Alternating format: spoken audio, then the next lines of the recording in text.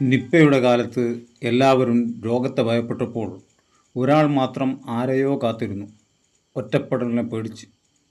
ഉത്തര കേരളം നിപ്പയുടെ പിടിയിലമർന്ന കാലമായിരുന്നു അത്. അയാൾ ചെങ്കല്ലുകൾ വീടിൻ്റെ മുകൾ നിലയിലേക്ക് കയറ്റുന്ന ജോലിക്കായാണ് ആ പണി തീരാത്ത വീട്ടിലേക്ക് വന്നത്. മണിക്കൂറുകൾ പിന്നിടുമ്പോൾ റോഡിൽ വെയിൽ തിളച്ചു മറിഞ്ഞുകൊണ്ടിരുന്നു. 1000 തീനാമ്പുകൾ വെയിലിന് വന്ന പോലെ. ആളുകൾ വാവലിനെ പോലും ഭയപ്പെട്ട ആ നാളുകൾക്ക് വെല്ലുവിളിയെന്നോണം അയാൾ പറമ്പിലെ ചാമ്പക്ക് മരത്തിൽ നിന്നും പഴങ്ങൾ ഇടയ്ക്കിടെ പറിച്ചു നിന്നുകൊണ്ടിരുന്നു. എങ്ങനെ ഒരു വൈറൽ പനി നിപ്പ എന്ന പേരിലായി എന്ന് അയാൾ ആലോചിച്ചു. ആ സമയത്ത് അയാൾ അയൽപ്പക്കത്ത് ഏകാന്തനായി കോലായുടെ അറ്റത്ത് കസേരയിലിരിക്കുന്ന ആ വൃദ്ധനെ കണ്ടു. കടന്നുപോയ കാലം അയാളുടെ വാച്ചിൻ്റെ കറുത്ത പട്ടയെയും നരപ്പിച്ചിരുന്നു. പിന്നിട്ട ദിവസങ്ങളിലെല്ലാം അയാൾ ആ വയോധികനെ ശ്രദ്ധിച്ചുകൊണ്ടിരുന്നു. എന്തിനാണ് ആ വൃദ്ധൻ എല്ലാ ദിവസവും ഒരേ സമയത്ത് വൈകുന്നേരം വരെ ആരെയോ പ്രതീക്ഷിച്ചിരിക്കുന്നത് പോലെ റോഡിലേക്ക് തന്നെ നോക്കിയിരിക്കുന്നത്? ഈ ദിവസങ്ങളിലൊന്നും വൃദ്ധൻ്റെ അടുത്ത് ആരുമില്ലായിരുന്നു. ഒറ്റയ്ക്ക് മൗനിയായി ഏകാന്തതയെ കൂട്ടുപിടിച്ച് പകലിലിറങ്ങിയ മൂങ്ങയെപ്പോലെ അയാൾ മുഷിഞ്ഞ കസേരയിലിരിക്കുന്നു. പക്ഷേ വീടിൻ്റെ അകത്ത് ചിരിയും സംസാരവും ഇടതടവില്ലാതെ ഉയർന്നുകൊണ്ടിരുന്നു. കൂടെ കുട്ടികളുടെ പിടിവാശിയും കരച്ചിലും. വീടിനകം സജീവമായിരുന്നു, പക്ഷേ പുറത്തെ കാഴ്ച ഒരിക്കലും മാറിയില്ല.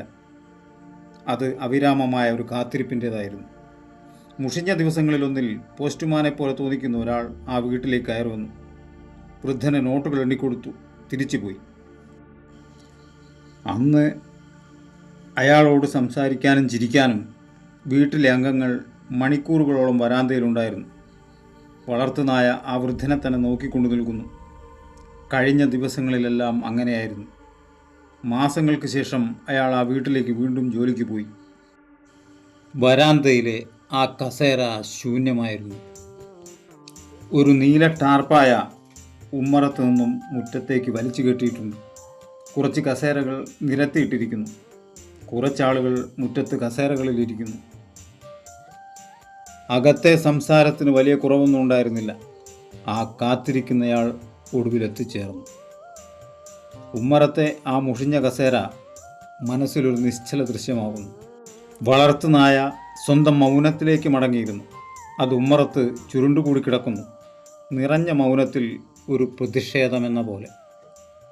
വാർദ്ധക്യം ശാന്തമായ വിശ്രമമല്ല, അത് ആളുകൾ കാണാതിരിക്കാനുള്ള നാടുകടത്തലാണ്. വീടിൻ്റെ ചുവരുകൾക്കപ്പുറത്തേക്ക്.